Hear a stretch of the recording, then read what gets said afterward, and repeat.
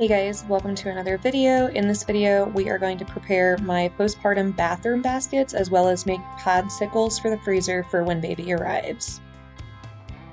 This is everything I got for the baskets. We've got some Peri bottles, some Tux pads, some witch hazel foam, as well as good old dermaplast, and then there are some panty liners as well as regular pads, and of course adult diapers for those first postpartum days. For the padsicles, we've got some gallon-sized freezer bags, some good old maxi pads, some clear aloe vera. I like to get the clear, not the green stuff, because it has added coloring, and then some witch hazel. So I'm going to start with the baskets for the bathrooms. We have 2 bathrooms in our house, so I'm going to put one upstairs and one downstairs. I did not use these adult diapers my first time around with my daughter, but I did have labial stitches, and I am planning on having them again. I've already talked to my doctor. It's kind of in the game plan. So I think that these adult diapers are going to be a lot better as far as just changing when you go to the bathroom. Being able to just rip the whole thing off and toss it and just put on a whole fresh diaper is really what it is, versus doing the postpartum sandwich in the mesh underwear. I think is going to be awesome. So I'm just going to do some adult diapers, 2 Peri bottles, which is a hack if you are expecting. Use 1 Peri bottle while you're actually going to the bathroom, and it will kind of help dilute things so the stinging is a little more manageable. And then have your secondary Peri bottle for actually like cleaning, because obviously you can't wipe when you're postpartum. And then we've got the dermaplast, which I haven't used yet, but I do plan on using it this time around. And then good old Tux pads are a must, as well as this perennial foam. I think the foam is really nice because it can kind of get up where you need it to be and help soothe and relieve those areas.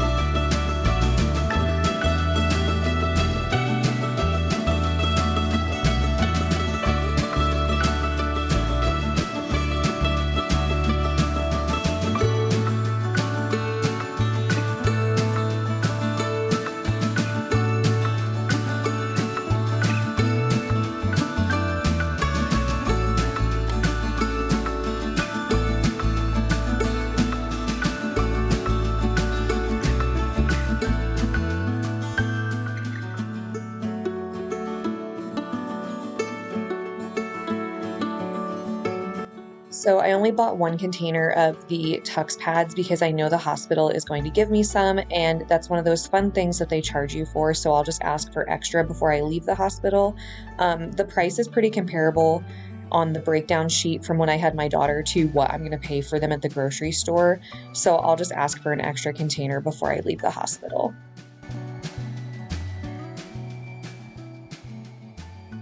I'm also giggling because I put regular sized pads in this basket. Girl, you are not going to need those for a couple weeks. I don't even know why I threw those in there. I think I just had them in the piles, so I threw them in there, but honestly, I'm probably going to take them out because I'm not going to need them for quite a while. Here's both of our baskets all done. Like I said, I'll get some Tux pads from the hospital when I have baby boy, and I'll add it to that second basket. But I also got these baskets at the Dollar Tree, if you were wondering, and they were the perfect size.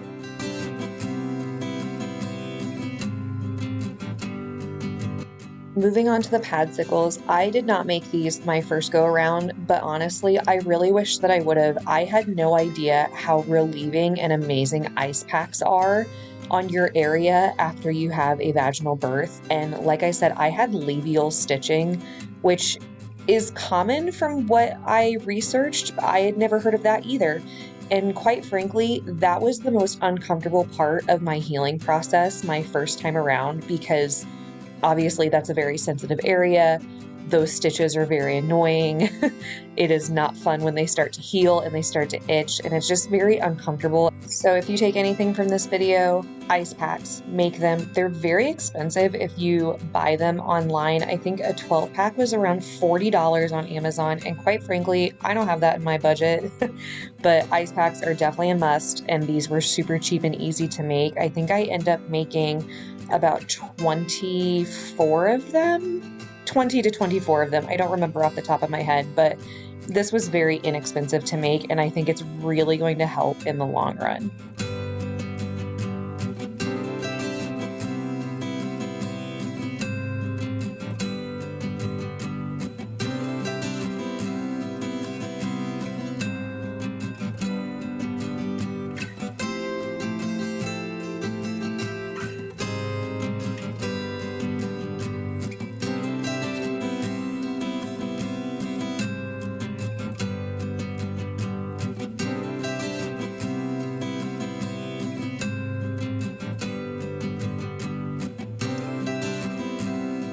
So I haven't made these before, so it took me a little bit to kind of figure out how to fold them back up, how much witch hazel and aloe to put on them.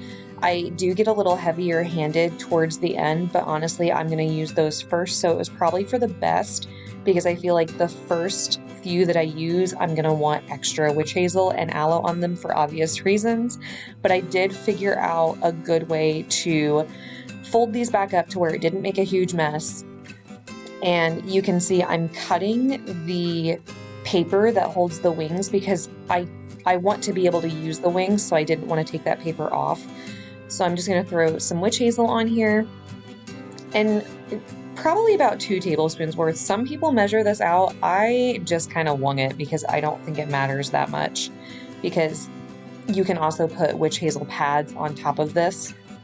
You just want that cold cooling effect.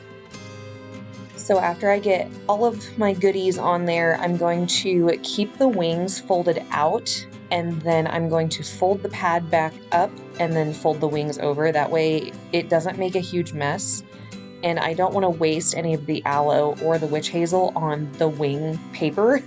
Is this making any sense at all? I show you better here in a second, but cutting the paper for the wings, leaving them out and refolding the pad and then folding the wings back in was definitely the way to go.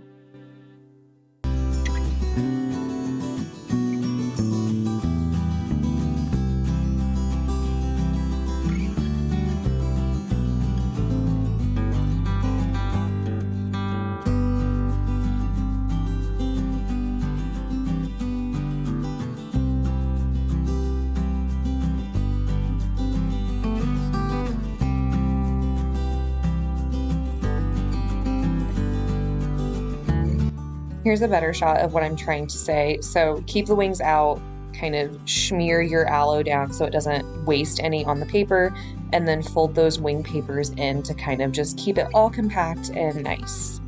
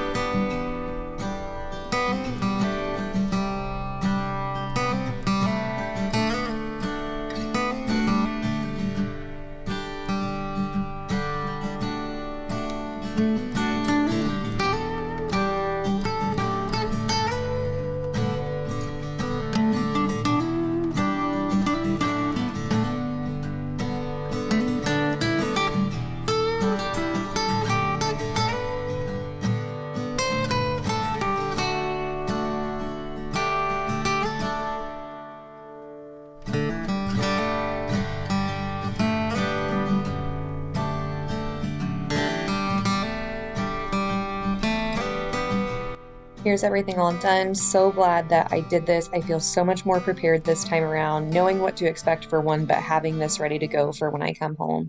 But thank you guys so much for watching, and I'll see you in my next video really soon. Bye, guys.